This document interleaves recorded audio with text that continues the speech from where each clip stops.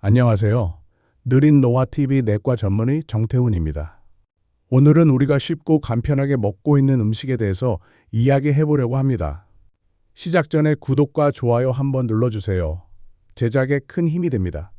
그럼 오늘도 힘차게 시작하겠습니다. 여러분, 혹시 이런 경험 있으십니까? 저녁이 다가왔는데 반찬 준비하기가 너무 귀찮아서 냉장고를 열어봅니다. 그런데 신선한 채소나 생선을 손질해서 요리하기는 귀찮고 제일 먼저 눈에 들어오는 게 뭔가요? 바로 통조림 반찬입니다. 뚜껑만 따면 끝나는 참치 통조림, 밥 비벼 먹기 좋은 꽁치, 고등어 통조림, 간단하게 구워도 맛있는 햄 통조림. 이거 하나만 있으면 밥상이 완성되고 김치 한쪽만 곁들여도 훌륭한 한 끼가 되죠. 특히 혼자 사시는 어르신들, 치아가 약해져서 딱딱한 음식을 피하시는 분들, 또는 반찬하기 귀찮다 싶은 날, 이 통조림은 정말 구세주 같은 음식입니다. 그런데 제가 오늘 말씀드릴 내용은 여러분이 조금 불편하게 들으실 수도 있습니다. 왜냐하면 우리가 간편하다, 맛있다 하면서 즐겨 먹는 이 통조림이 사실은 여러분의 간 건강을 서서히 무너뜨리고 있다는 사실 때문입니다. 혹시 이렇게 생각하실 수도 있습니다. 아이고 선생님, 통조림 좀 먹는다고 무슨 큰일 나겠어요? 우린 몇십 년째 먹고 있는데 괜찮아요. 맞습니다. 한두 번 드시는 건 큰 문제가 안 됩니다. 문제는 습관입니다. 귀찮을 때마다 꺼내 먹는 음식이 내 몸을 조금씩 갉아먹는 독이 될 수 있다는 게 문제입니다. 여러분, 특히 65세 이후에는 상황이 달라집니다. 젊었을 때는 간이 웬만큼은 해독도 잘하고 혈관도 탄력 있고 신장도 나트륨을 잘 걸러냈습니다. 그래서 그 시절에는 통조림을 자주 먹어도 크게 탈이 안 났던 겁니다. 하지만 65세가 넘어가면 간의 해독 능력은 떨어지고 혈관은 점점 딱딱해지고 좁아지며 신장은 나트륨을 예전처럼 잘 처리하지 못합니다. 즉, 똑같은 통조림 한 캔을 먹어도 40대에 먹었을 때와 60대에 먹었을 때의 충격은 전혀 다르다는 겁니다. 제가 실제로 진료실에서 만난 60대 환자 한 분 이야기를 들려드리겠습니다. 이분은 술도 안 드시고 담배도 피우지 않았습니다. 늘 나는 건강하다는 자부심이 있으셨죠. 그런데 어느 날 건강검진에서 간 수치가 비정상적으로 높게 나왔습니다. 처음엔 원인을 몰랐습니다. 간염도 없고 심한 지방간도 아니었거든요. 그런데 식습관을 자세히 물어보니 저녁은 늘 참치캔 하나 따서 김치랑 비벼 먹어요. 햄, 통조림도 밥 반찬으로 자주 먹습니다. 그 습관이 수년간 이어져 온 겁니다. 그 결과 술을 전혀 안 마셨음에도 불구하고 간 손상이 진행된 것이었죠. 여러분, 혹시 아십니까? 통조림 속에는 나트륨 폭탄, 첨가물, 그리고 산화된 기름이 숨어 있습니다. 이게 들어와서 간을 해독하게 만들고 혈관을 압박하고 몸 전체에 부담을 줍니다. 더 무서운 건 간은 침묵의 장기라는 겁니다. 위장은 탈이 나면 바로 속이 쓰리고 신장은 문제가 생기면 소변에 바로 이상이 나타납니다. 그런데 간은 몇 년 동안 아무 소리도 하지 않습니다. 나 힘들다라는 신호를 거의 보내지 않습니다. 그러다가 어느 날 건강검진에서 간경화, 간암 의심이라는 말을 듣게 되는 겁니다. 제가 이런 말씀을 드리는 이유는 단 하나입니다. 여러분이 지금 편하게 드시는 한 끼가 앞으로 몇 년 뒤 병원 침대에서의 고통으로 바뀔 수 있다. 이 사실을 꼭 기억하시라는 겁니다. 여러분, 상상해 보십시오. 오늘도 저녁 식사로 참치 통조림 하나 따서 밥에 비볐습니다. 내일 점심은 햄 통조림을 볶아 먹었습니다. 모레 저녁은 꽁치 통조림을 꺼내서 국물까지 싹 먹었습니다. 이게 하루, 한 달, 1년 반복되면 어떻게 될까요? 여러분의 간은 보이지 않게 조금씩 손상됩니다. 혈관은 점점 더 굳어지고 신장은 나트륨 때문에 버거워집니다. 그리고 결국 아무 증상 없다가 어느 날 갑자기 간경화 초기라는 판정을 듣게 되는 겁니다. 여러분, 저는 이 자리에서 분명하게 말씀드립니다. 편리함 뒤에는 반드시 대가가 있습니다. 통조림은 여러분의 시간을 절약해주고 간단히 밥상을 차려주는 좋은 친구처럼 보이지만 사실은 여러분의 간 건강을 조금씩 빼앗아가는 적일 수 있습니다. 혹시 지금 이 영상을 보시면서 그럼 나는 어떡하지? 매일 참치캔 먹는데 햄 없으면 밥맛이 안 나는데 걱정되시는 분들 계시죠? 걱정하지 않으셔도 됩니다. 제가 오늘 영상에서 통조림이 왜 문제인지, 그리고 어떻게 하면 안전하게 먹을 수 있는지, 또 어떤 대체 식품을 선택하면 좋은지 구체적인 방법까지 다 알려드리겠습니다. 다만 그 전에 꼭 아셔야 할 것이 있습니다. 통조림이 가진 세 가지 치명적인 함정, 바로 과도한 염분, 첨가물, 그리고 산화된 기름입니다. 첫 번째 함정은 바로 염분 폭탄입니다. 통조림이 왜 이렇게 오래 보관될까요? 그 비밀은 바로 소금입니다. 소금은 강력한 보존제 역할을 하기 때문에 통조림 안에는 생각보다 훨씬 많은 나트륨이 들어 있습니다. 예를 들어 참치 통조림 한 캔만 드셔도 하루 권장 나트륨 섭취량의 절반을 훌쩍 넘깁니다. 햄 통조림은 더 심각해서 한 번만 먹어도 권장량을 거의 채워버립니다. 세계보건기구는 하루 2000mg 이하를 권장하지만 한국인의 실제 평균 섭취량은 그 2배에서 3배입니다. 그리고 이 차이를 키우는 주범 중 하나가 바로 가공식품과 통조림입니다. 여러분, 나트륨이 많아지면 제일 먼저 어디가 무너질까요? 바로 혈압입니다. 특히 어르신들 중 절반 가까이는 이미 고혈압 약을 드시고 있습니다.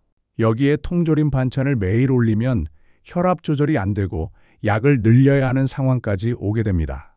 혈압이 오르면 단순히 혈압이 좀 높다 해서 끝나지 않습니다.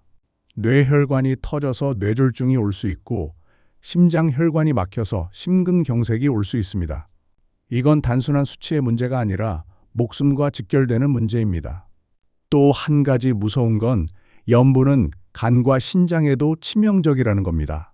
나트륨이 많으면 몸속에 물이 쌓입니다. 손발이 붓고 배에 물이 차는 복수 현상이 나타나기도 합니다. 간이 이미 약한 분들에게는 이게 굉장히 위험한 신호입니다. 간 경화가 진행된 환자들은 이 붓기 때문에 병원에 오시는 경우가 많습니다. 살이 찐 게 아니라 물이 찬 거다라는 설명을 듣고 충격을 받으시죠. 즉, 통조림은 단순히 맛있는 반찬이 아니라 간을 소금물에 절여 놓는 것과 같다는 표현이 어울립니다. 제가 만난 환자분 한 분은 이렇게 말씀하셨습니다. 선생님, 저는 김치도 싱겁게 먹고 국도 안 짜게 끓입니다. 그래서 저는 나트륨 걱정은 안 해요. 그런데 그분이 깔끔한 식단한다고 거의 매일 저녁 참치캔과 양상추를 드셨던 겁니다. 겉으로는 싱겁게 먹는다고 생각했지만 사실은 숨은 염분을 매일 들이붓고 계셨던 겁니다. 두 번째 함정은 통조림 첨가물입니다. 자, 이제 성분표를 한번 떠올려 보겠습니다. 통조림 뒷면 작은 글씨, 읽기 어려운 화학물질 이름들. 거기에 아질산 나트륨, 발색제, 방부제가 적혀 있습니다. 이 중에서 특히 위험한 건 아질산 나트륨입니다. 햄과 소시지 통조림에 꼭 들어가는 이 성분은 고기를 오래 보관할 수 있게 해주고 색깔을 예쁘게 유지해줍니다. 겉으로 보기에는 고기가 싱싱하고 선홍빛이라 신선하다라는 착각하게 만듭니다. 하지만 우리 몸 안에서는 이야기가 다릅니다. 아질산 나트륨은 위 속에서 다른 물질과 결합해 니트로소 화합물이라는 독성 물질을 만들어냅니다. 이 물질은 세계보건기구에서 1군 발암물질로 분류한 물질입니다. 담배, 성면과 같은 급입니다. 가끔 먹는 건 괜찮습니다. 하지만 문제는 매일 먹는 습관입니다. 간은 원래 이런 독성 물질을 해독하는 역할을 하지만 65세 이후에는 해독 능력이 점점 떨어집니다.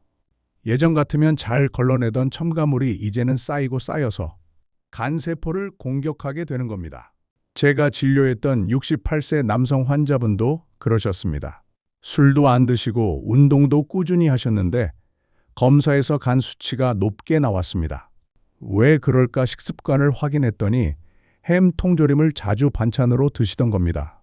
짭짤하니 밥맛이 살아서 최고다라고 하셨지만 그게 결국 간에 큰 부담을 주고 있었습니다. 첨가물은 무섭습니다. 먹을 때는 맛있고 편합니다. 하지만 간은 매일 그것을 해독하기 위해 혹사당합니다. 그리고 어느 날 갑자기 간경화, 간암 진단을 받을 수 있습니다. 세 번째 함정은 산화된 기름입니다. 여러분들은 참치나 꽁치, 통조림 드실 때 국물은 어떻게 하시나요? 혹시 이게 고소하고 부드럽고 밥 비벼 먹기 좋아서 드시는 분 있으신가요? 문제는 이 기름이 오랜 시간 보관되면서 산화된다는 겁니다. 기름이 산화되면 활성산소가 생기고 이 활성산소는 간세포를 직접 공격합니다. 간세포의 막을 파괴하고 염증을 일으키며 세포를 죽게 만듭니다. 이 과정이 반복되면 간은 점점 굳어지고 결국 간경화로 이어집니다. 혹시 이런 경험 있으신가요? 통조림 먹고 난 뒤에 속이 더부룩하고 소화가 잘 안 되고 목이 칼칼한 경험이요. 이게 바로 간이 힘들어한다는 신호일 수 있습니다. 실제로 제가 만난 60대 환자분은 생선이 몸에 좋다는 생각에 아침에 자주 참치캔으로 밥을 비벼 드셨습니다. 그런데 정작 통조림 속 생선은 신선한 생선과 달랐습니다. 산화된 기름과 함께 있었던 겁니다. 결국 그분은 비알코올성 지방간 진단을 받으셨습니다. 술을 안 마셔도 간이 손상될 수 있다는 걸 보여주는 사례입니다. 여러분, 통조림은 절대 무해한 음식이 아닙니다. 간편하고 맛있지만 대가를 요구하는 음식입니다. 특히 65세 이후 간이 약해지는 시기에는 매일 먹는 습관이 결국 건강을 망치는 지름길이 됩니다. 그럼 이제는 정말 그런가라는 의문을 풀어드릴 차례입니다. 지금부터는 실제 연구와 사례, 그리고 우리가 생활 속에서 쉽게 놓치는 위험 신호들을 통해 통조림의 진짜 민낯을 더 깊이 들여다보겠습니다. 먼저 일본 도호쿠대 연구팀 사례를 다시 살펴보겠습니다. 이 연구는 단순히 먹었다, 안 먹었다 수준이 아니었습니다. 10년 동안 65세 이상 노인 수천 명을 추적했습니다. 그 결과 주 4회 이상 통조림과 가공육을 먹는 그룹은 주 1회 이하로 먹는 그룹에 비해 간 질환 발생 위험이 2.3배나 높게 나타났습니다. 여러분, 이건 결코 작은 수치가 아닙니다. 10명이면 2명 이상이 위험해진다는 이야기입니다. 미국 하버드대 연구에서는 참치캔, 햄, 소시지 같은 통조림과 가공육을 자주 먹는 사람이 비알코올성 지방간에 걸릴 확률이 적게 먹는 사람에 비해 약 1.8배 더 높다고 밝혔습니다. 특히 연구팀은 강조했습니다. 술을 전혀 마시지 않아도 잘못된 식습관만으로 간이 무너진다. 우리가 흔히 생각하는 간은 술이다라는 공식이 깨져버린 순간이었습니다. 또 하나 중요한 해외 연구가 있습니다. 스페인 바르셀로나 대학 연구에서 가공육 섭취가 많은 노인들이 간암뿐 아니라 대장암 위험도 함께 높았다는 결과가 나왔습니다. 즉, 간만 공격받는 게 아니라 몸 전체가 서서히 무너지는 겁니다. 우리나라 데이터도 예외가 아닙니다. 국민건강보험공단은 60세 이상 약 50만 명을 분석했습니다. 주 3회 이상 통조림을 먹는 그룹은 주 1회 이하 그룹보다 지방간 발생률이 1.7배 높았습니다.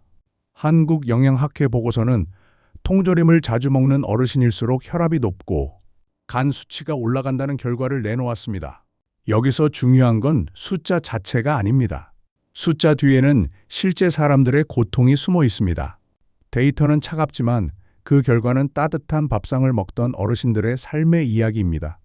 추가적으로 제가 진료실에서 만난 환자분들의 구체적인 이야기를 더 풀어드리겠습니다.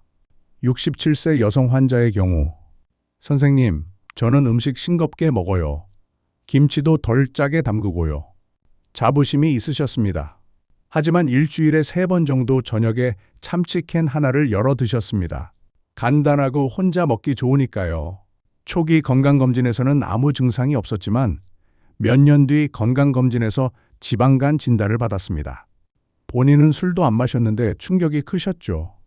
66세 남성 환자의 경우, 퇴직 후 아내와 둘이 사는데 반찬하기 귀찮다며 햄, 소시지, 통조림을 자주 드셨습니다. 그 결과 검사에서 간경화 초기가 발견됐습니다. 술은 아예 안 드시는 분이었기 때문에 본인은 이해가 안 된다고 하셨습니다. 내가 왜? 나는 술도 안 하는데? 하지만 원인은 오랜 세월 쌓인 통조림이었습니다. 63세 여성 환자. 손주들이 오면 참치, 꽁치, 통조림으로 반찬을 자주 차려주셨습니다.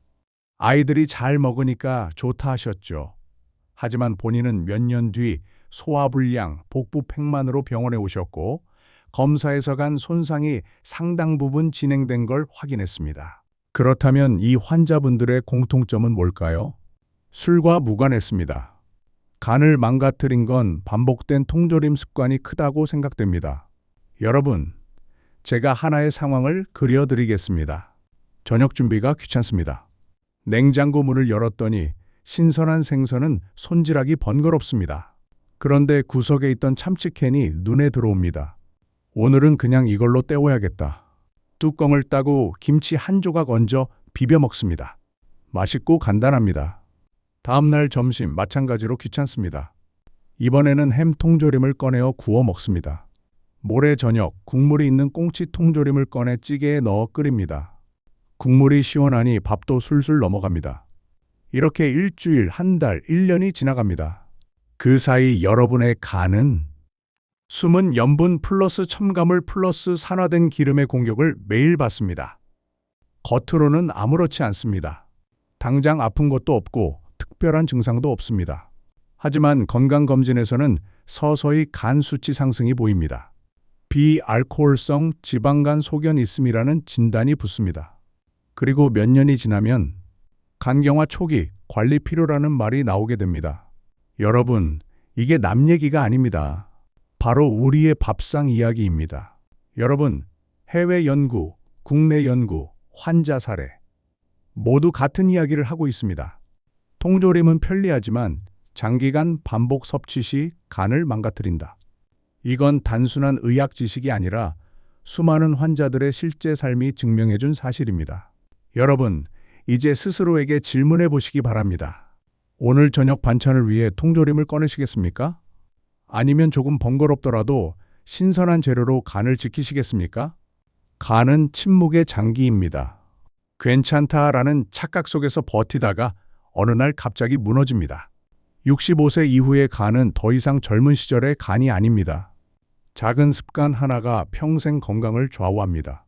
그러면 이제는 지금 이 순간에도 통조림을 자주 드시는 분, 꼭 제 이야기를 귀 기울여 주시기 바랍니다.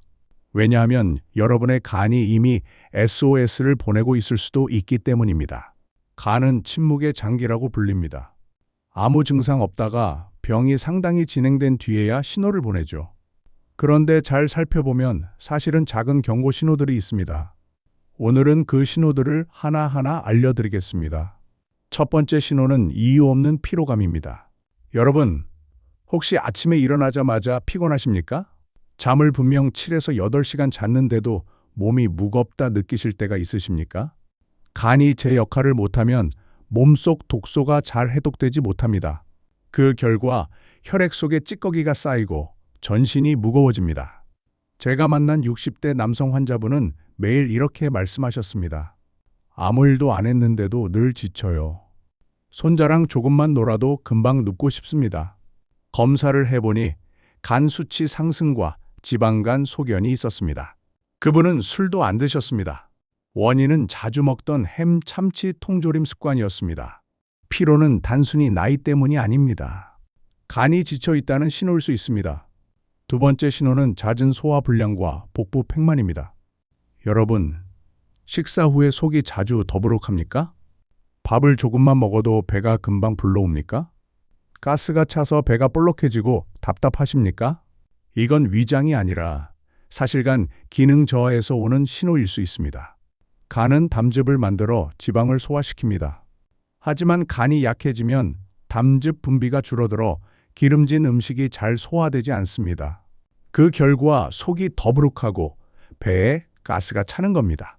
제 환자 중 68세 여성 환자분은 늘 요즘은 소화가 안 돼요. 밥을 조금만 먹어도 답답해요. 하셨습니다. 처음에는 위장병으로 생각하고 위내시경만 하셨는데 별다른 이상이 없었습니다. 그런데 간 초음파 검사를 해보니 간 지방 침착이 뚜렷했습니다. 위 때문인 줄 알았는데 간이 문제였어요 라며 놀라셨습니다. 여러분, 소화가 안 된다고 다 위장 때문만은 아닙니다. 간이 보내는 신호일 수 있습니다. 세 번째 신호는 피부와 눈 흰자에 노란 기운이 도는 것입니다. 여러분, 거울을 보실 때 눈동자 흰자 부분을 유심히 보십시오. 혹시 노랗게 변해 있지 않으십니까? 피부 톤이 예전보다 칙칙하고 누런빛이 돌지는 않으십니까? 이건 간세포가 파괴되면서 빌리루빈이라는 노폐물이 쌓이고 있다는 증거입니다. 간이 건강할 때는 빌리루빈을 잘 처리해서 소변으로 배출합니다. 하지만 간이 손상되면 빌리루빈이 혈액에 쌓여서 피부와 눈에 노란 기운이 나타나는 겁니다. 환자 중에 75세 남성 환자분이 어느 날 거울을 보다가 눈이 누렇게 변했다는 걸 발견했습니다. 처음엔 단순히 피곤해서 그런 줄 아셨죠. 하지만 검사를 해보니 간경화가 이미 상당히 진행된 상태였습니다. 본인은 술도 거의 안 드셨는데 오랫동안 즐겨 드셨던 꽁치와 고등어 통조림이 문제였습니다. 여러분, 눈이 노랗게 보이기 시작하면 이미 간은 많이 손상된 상태일 가능성이 큽니다. 절대 가볍게 넘기시면 안 됩니다. 네 번째 신호는 손발이 붓는 것입니다. 아침에 일어나서 발목이 퉁퉁 부어 있지는 않으십니까? 양말을 벗었더니 발목에 줄이 선명하게 남지는 않으십니까? 이건 신장 때문일 수도 있지만 사실간 때문일 가능성도 큽니다. 간이 손상되면 혈액 속 단백질을 충분히 만들지 못합니다. 그 결과 혈액 속 수분이 혈관 밖으로 빠져나와 손발이 붓는 겁니다. 심한 경우에는 배 안에 물이 차는 복수 현상까지 생깁니다. 환자 중 70세 여성 환자분은 늘 저녁만 되면 다리가 퉁퉁 붓는다고 하셨습니다. 신장질환 검사에서는 큰 이상이 없었지만 간 수치가 비정상적으로 높았습니다. 초음파에서 간이 굳어지는 현상의 간 섬유화가 발견되었습니다. 여러분, 붓는다고 다 나이 때문이 아닙니다. 간이 약해지면 붓기가 먼저 나타날 수 있습니다. 마지막 신호는 바로 혈액 검사에서의 이상 소견입니다. 여러분, 건강검진 결과지에서 AST, ALT, 감마 GTP라는 단어 보신 적 있으실 겁니다. 이게 간 수치를 나타내는 지표입니다. 이 수치가 정상보다 높게 나오면 간세포가 파괴되고 있다는 뜻입니다. 문제는 많은 분들이 결과지를 받고도 대수롭지 않게 넘긴다는 겁니다. 아, 그냥 일시적으로 오른 거겠지. 피곤해서 그런가 보다. 하지만 이게 반복된다면 이미 간이 무너지고 있는 겁니다.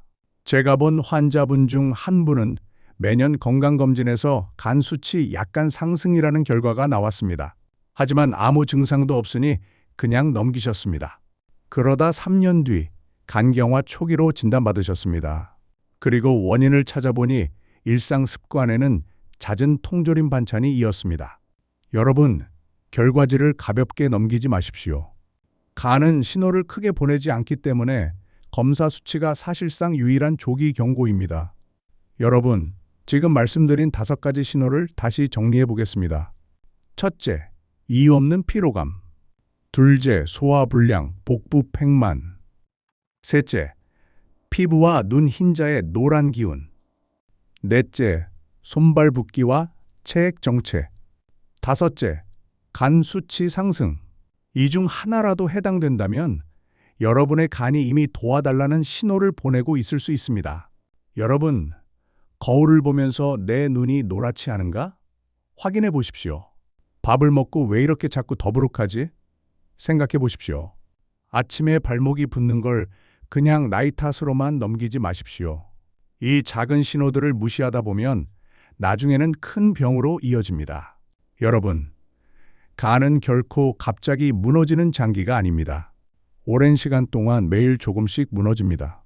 통조림을 자주 드시는 분이라면 오늘 말씀드린 신호들 중 일부가 이미 나타나고 있을지도 모릅니다. 제가 드리고 싶은 메시지는 단 하나입니다. 작은 신호를 무시하면 큰 병으로 이어진다. 그렇다면 이제 가장 중요한 질문이 남습니다. 선생님, 그럼 통조림을 아예 먹지 말아야 하나요? 혹시 안전하게 먹는 방법은 없나요? 좋은 질문입니다. 오늘 이 시간에는 여러분께 실제로 할 수 있는 대안과 실천 방법을 알려드리겠습니다. 첫 번째 방법은 물에 한번 헹궈 먹는 것입니다. 특히 참치 통조림, 꽁치, 고등어 통조림처럼 국물이 들어있는 제품은 그 국물 속에 엄청난 양의 나트륨이 숨어 있습니다. 여러분, 그냥 드시지 말고 체에 받쳐 물로 한번 헹궈주세요. 이것만으로도 나트륨이 20에서 30% 정도 줄어듭니다. 두 번째 방법은 기름은 꼭 버리는 것입니다. 참치, 꽁치 통조림 속 기름은 보관되는 동안 산화되기 쉽습니다. 이 기름이 바로 간세포를 공격하는 원인입니다. 따라서 기름은 반드시 버리고 물만 남기거나 아예 헹궈서 조리하는 게 좋습니다. 예를 들어 참치 김치찌개를 끓일 때 참치 기름까지 넣어야 맛있다라고 하시는 분들 많습니다. 하지만 그 맛이 바로 간을 망치는 맛일 수 있습니다. 맛은 조금 덜해도 기름을 버리고 넣어야 건강을 지킬 수 있습니다. 세 번째 방법은 신선한 식품으로 대체하는 것입니다. 통조림 참치는 생선구이, 생선조림으로 대체하고 햄 통조림은 닭가슴살 구이, 두부조림으로 대체, 소시지 통조림은 달걀 요리 또는 버섯볶음으로 대체해 보세요. 네 번째 방법은 섭취 주기를 줄이는 것입니다.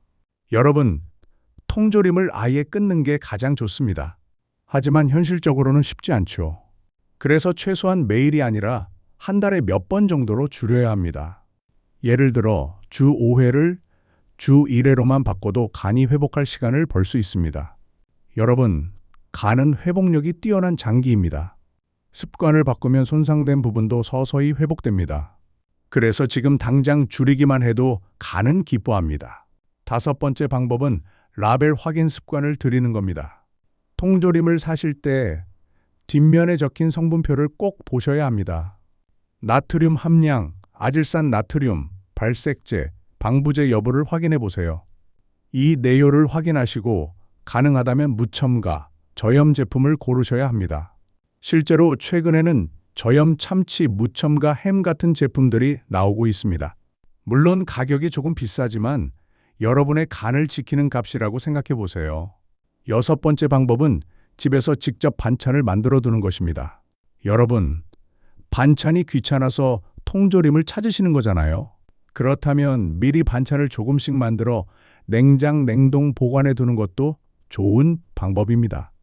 예를 들어 생선구이를 해서 냉동 보관한다거나 닭가슴살을 삶아두고 소분해서 냉동 보관, 두부조림을 소량씩 만들어 두기. 이렇게 하면 통조림보다 훨씬 안전하게 간편식을 즐길 수 있습니다. 여러분, 오늘 제가 말씀드린 실천 방법들을 다시 정리하겠습니다. 첫째, 통조림은 반드시 물에 헹궈서 드세요. 둘째, 기름은 꼭 버리고 조리하세요. 셋째, 신선한 재료로 대체하세요. 넷째, 섭취 주기를 매일에서 한 달에 몇 번으로 줄이세요. 다섯째, 라벨을 꼭 확인하세요. 여섯째, 집에서 반찬을 미리 만들어 두세요. 여러분, 이 6가지만 실천해도 간 건강은 크게 달라집니다. 간은 회복이 가능합니다. 하지만 방치하면 회복할 기회조차 잃습니다. 오늘 저는 여러분께 통조림이 가진 숨겨진 위험, 그리고 그로 인해 무너질 수 있는 간 건강에 대해 말씀드렸습니다. 이제 마지막으로 꼭 드리고 싶은 경고와 당부의 말씀을 드리겠습니다. 여러분, 통조림은 참 편리합니다. 뚜껑만 열면 되고 맛도 괜찮습니다. 혼자 사는 분들, 힘든 분들에게는 정말 좋은 친구 같죠. 하지만 제가 오늘 드린 메시지는 분명합니다. 편리함 뒤에는 반드시 대가가 있다. 그 대가는 바로 여러분의 간입니다. 젊었을 때는 괜찮을 수도 있습니다. 간이 해독 능력이 좋고 혈관도 건강했으니까요. 하지만 65세 이후 간은 서서히 지쳐갑니다. 간세포 재생 능력도 떨어지고 해독 능력도 줄어듭니다. 똑같은 통조림 한 캔이 40대에는 별일 없던 것이 70대에는 치명적인 독으로 작용할 수 있습니다. 저는 진료실에서 술 한 모금 안 하신 분들이 간경화 간암 초기라는 진단을 받고 충격에 빠지는 걸 수없이 봐왔습니다. 그분들의 공통점은 뭔지 아십니까?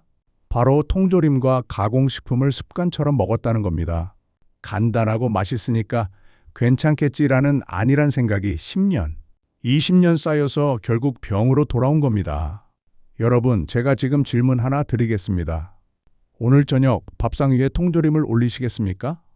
아니면 조금 불편하더라도 신선한 반찬을 준비하시겠습니까? 이 선택이 그냥 한 끼의 문제가 아닙니다. 앞으로의 10년 건강을 결정짓는 선택입니다.